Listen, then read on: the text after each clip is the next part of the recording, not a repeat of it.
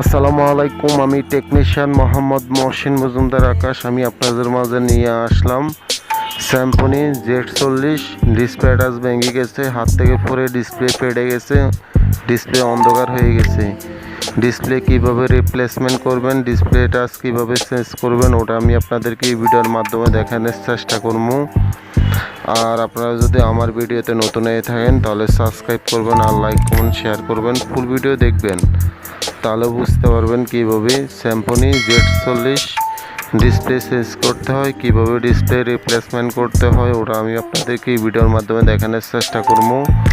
আপনারা full video দেখবেন তাহলে বুঝতে পারবেন, ফুল ভিডিও দেখতে থাকুন।